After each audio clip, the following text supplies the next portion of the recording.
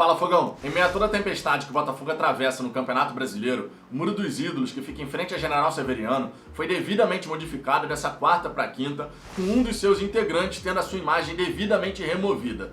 Eu não preciso nem dizer para você quem é que teve a imagem removida, você já pode imaginar. É gerente de futebol do Botafogo. Já vou comentar isso para vocês. Outro ponto que eu quero destacar é que o De Aranha, na transmissão da Rádio Tupi, detonou os jogadores do Botafogo, afirmando inclusive que a torcida do Botafogo não merece a porcaria de time que tem. Logicamente, fazendo uma referência a esse grupo de jogadores que hoje veste a camisa do Botafogo. Para fechar, eu quero destacar a coletiva pós-jogo do Barroca, onde ele comentou sobre alguns pontos, entre eles a necessidade de ter personalidade e coragem para que a gente possa chegar no fim do Campeonato Brasileiro com uma sobrevida, ainda com possibilidade de escapar da zona do rebaixamento. Tudo isso eu vou comentar para vocês, só que claro, depois da vinheta.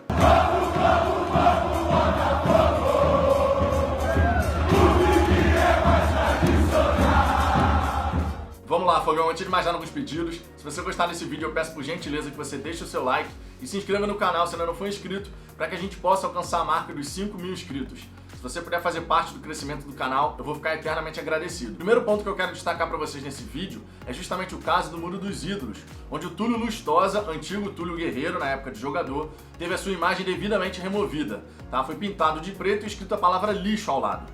Obviamente, essa remoção não foi por conta do Túlio Guerreiro, foi por conta da figura do Túlio Lustosa, gerente de futebol. Mas sendo muito sincero, eu nunca entendi por que o Túlio Guerreiro, enquanto jogador, teve a sua imagem pintada no Muro dos Ídolos. Eu, pelo menos, nunca considerei o Túlio Guerreiro um ídolo do Botafogo. Principalmente para entrar no Muro dos Ídolos ao lado de figuras como Sandro, Donizete e Túlio Maravilha, que é onde o Túlio Guerreiro estava lá com a sua imagem pintada. Sinceramente, nunca fez sentido para mim. Obviamente que a imagem foi removida não por conta do Túlio Guerreiro, tá? Foi por conta do Túlio Lustosa. A gente tem que separar uma figura da outra. Uma coisa foi o jogador Túlio Guerreiro, outra coisa o Túlio Lustosa, gerente de futebol. Naturalmente, essa remoção é por conta do trabalho do gerente de futebol. Agora, vamos ser sinceros, Túlio Guerreiro, que tudo bem, vestiu a camisa do Botafogo numa época difícil da nossa história, que foi em 2003, protagonizou também um lance dos mais patéticos da história do Botafogo, que inclusive faz a torcida do Botafogo carregar esse estigma de chororô desde 2008. Ele era um dos líderes daquele grupo de jogadores que chorou na coletiva de imprensa. Antes disso, a torcida do Botafogo nunca tinha sido chamada de chororô, por conta daquele grupo de jogadores, do qual inclusive o Lúcio Flávio também fazia parte e hoje voltou e trabalha no Botafogo. Foi por conta deles que esse estigma colou aí na torcida do Botafogo. E até hoje, durante muito e muito tempo, talvez nunca se apague, a gente vai ter que ficar escutando sempre chororô toda vez que a gente falar de um lance de arbitragem, mesmo que a gente esteja com a razão. Essa é a grande realidade. Então a imagem do Túlio Lustosa, Túlio Guerreiro, foi removida do Muro dos Ídolos, lá em General Severiano, e naturalmente isso é um protesto da torcida do Botafogo de forma pacífica, justamente para poder mostrar sua insatisfação em relação à presença do Túlio como gerente de futebol alvinegro. Vale aqui um destaque: o Durcésio, pelo que parece, vai ter uma conversa com o Túlio Lustosa, e aí a gente não sabe se ele vai continuar, pelo menos até o fim do Campeonato Brasileiro, nessa função de gerente de futebol. Outro destaque aqui, o Túlio Lustosa, antes dessa troca de comando, do Nelson Mufarrege pelo Durcésio Melo, em uma conversa que ele teve junto de líderes de algumas torcidas organizadas, ele havia dito que tinha carta branca naquele momento no departamento de futebol do Botafogo. E todo mundo sabe que o Túlio Lustosa foi o grande responsável pela demissão do Ramon Dias e sugestão de nome do Barroca, do Eduardo Barroca. Sobre o Eduardo Barroca, vale aqui o destaque também, antes de falar sobre a coletiva pós-jogo que ele concedeu depois dessa derrota para o Atlético Paranaense. O Barroca, nessa temporada de 2020, comandou 3 equipes. Curitiba, onde chegou na final do Campeonato Paranaense. Lembrando que o Campeonato Paranaense só tem 2 equipes, basicamente, que é Atlético Paranaense e Curitiba. Curitiba chegou na final e foi derrotado. Depois ele comandou o Vitória na Série B e assumiu então o Botafogo na Série A. Foram 19 partidas entre Série A e Série B de Campeonato Brasileiro. O Barroca tem o seguinte desempenho: 12 derrotas, 5 empates e 2 vitórias. Esse é o desempenho do Barroca. E se eu tivesse que resumir o Barroca como treinador, ele é um cara que tem um desempenho pífio, mas um discurso muito bonito. E é justamente aqui que entra essa questão da coletiva pós-jogo. Mais uma vez, como é de costume, o Barroca falou que o time jogou bem, mas não consegue vencer os seus jogos.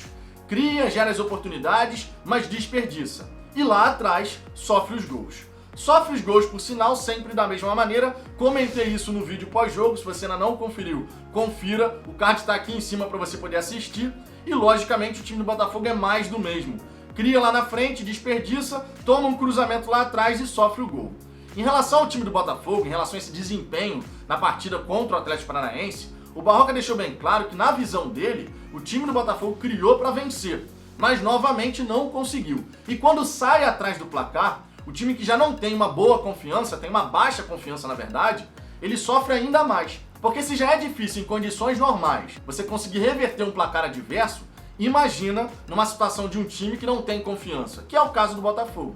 O time do Botafogo nitidamente, quando sofre o gol, abaixa a cabeça, ninguém discute com ninguém, ninguém cobra ninguém e fica por isso mesmo. Essa é a grande realidade. Já em relação à entrada de jogadores reservas, o Barroca comentou que quando ele faz as alterações, ele não tem conseguido uma mudança de cenário. Ou seja, os jogadores que estão entrando não estão conseguindo reverter a situação. Essa competitividade dentro do elenco, que ele busca estimular a cada treinamento, a cada partida, naturalmente não está surtindo efeito, porque os reservas entram e não conseguem entregar algo diferente daquilo que os titulares estão fazendo. A gente vê isso acontecer partida após partida, muito embora tenha que se destacar um pouco, pelo menos, o Lecarios, que quando entra tenta fazer alguma coisa, e na partida contra o Atlético Paranaense, o Cezinha, que teve a primeira oportunidade e nos poucos minutos em campo tentou criar alguma coisa. Foi mais participativo, por exemplo, do que o Nazário. Mas isso naturalmente não é novidade alguma, porque há muito tempo o Nazário não consegue ser participativo, embora na partida de ontem, a gente tenha que reconhecer, deu uma ótima enfiada de bola para o Calu na primeira oportunidade desperdiçada pelo Marfinense. O Barroca ainda comentou nessa coletiva pós-jogo em relação a não deixar a falta de entrega e o sentimento de conformismo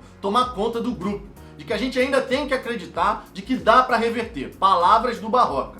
Só que, naturalmente, a gente olhando o time do Botafogo jogar, todo torcedor botafoguense consegue enxergar que esse time do Botafogo, esse grupo de jogadores, já tem total falta de entrega e já se conformou com a situação. Quando a gente fala em pacto contra a Série B, para poder fazer o Botafogo sair do Z4, na realidade dos fatos, aquilo ali não quis dizer absolutamente nada. Pediram a renovação de alguns jogadores, a diretoria atendeu para tentar manter ali um bom ambiente de trabalho, o Barroca poder ter o grupo de jogadores na mão e não ter nenhuma rebelião, digamos assim, de jogadores ficarem satisfeitos e simplesmente começarem a fazer tudo de sacanagem, o que naturalmente eles já estão fazendo. Fica muito evidente quando você vê o comportamento do time dentro de campo, mas o Barroca, na visão dele, ainda acredita que é possível reverter. E naturalmente, como treinador, ele vai ter que adotar esse discurso.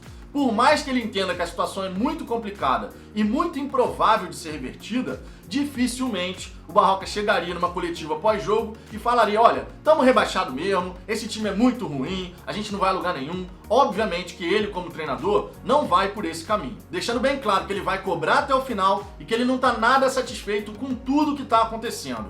Falou, inclusive, de que é inadmissível o Botafogo ter 4 partidas jogando melhor do que seus adversários e em 3 oportunidades não conseguir sair vitorioso. Ele tirou dessa conta aí a partida contra o Corinthians, porque naturalmente contra o Corinthians foi uma negação total. O Botafogo teve ali 15 minutos de algum equilíbrio, 10 segundos de algum bom futebol, que foi logo a primeira oportunidade do jogo, e depois disso só deu o Corinthians, poderia ter vencido por muito mais do que venceu. Falando agora a respeito do Dé Aranha, na transmissão da Rádio Tupi, ele deixou bem claro que a torcida do Botafogo não merece a porcaria de time que tem. Quando ele falou sobre isso, naturalmente, o Dé Aranha estava falando sobre esse grupo de jogadores, não o Botafogo enquanto instituição. Porque, inclusive, durante a transmissão, o Dé Aranha falou que ama o Botafogo e que é muito difícil para ele falar nesse momento que só um milagre para salvar a equipe. Naturalmente, ele também comentou que dá para contar nos dedos os jogadores de qualidade que tem nesse elenco do Botafogo. Ele, por exemplo, salvou o Gatito, o Cavalieri, o Canu e o Caio Alexandre. Mas em relação a outro jogador que ele admirava bastante, que era o Benevenuto, dizendo inclusive em algumas oportunidades que era o novo Dedé, ele não aliviou, justamente porque o Benevenuto não vem jogando absolutamente nada, vem falhando sistematicamente ao longo desse Campeonato Brasileiro, e para completar, depois da derrota pro Corinthians, teve aquele caso do Benevenuto e do Matheus Babi indo na boate. Ainda durante a transmissão, o Dé Aranha aproveitou para detonar a entrada do Barrandegui, dizendo que não dava para aturar aquilo, que era uma sacanagem, que era muito sofrimento para a torcida botafoguense. Ele ainda aproveitou para comentar que a vaca realmente deve ir para o brejo nesse Campeonato Brasileiro, ou seja, o Botafogo deve cair para a segunda divisão e que, infelizmente, não tem torcida, porque caso tivesse torcida, certamente teriam pelo menos 20 mil botafoguenses por partida para pelo menos fazer alguma coisa, tentar empurrar essa equipe de alguma maneira para conseguir os resultados. Essa é uma grande realidade, a gente sabe que a torcida do Botafogo fez diferença naquela reta final de Campeonato Brasileiro de 2019 e nesse Campeonato de 2020, infelizmente, em virtude da pandemia, a nossa presença no estádio não pôde ser possível. Ou seja, o Botafogo teve que correr com as próprias pernas, jogar com as próprias pernas e lutar com as próprias pernas. O que naturalmente a gente viu rodada após rodada não acontecer.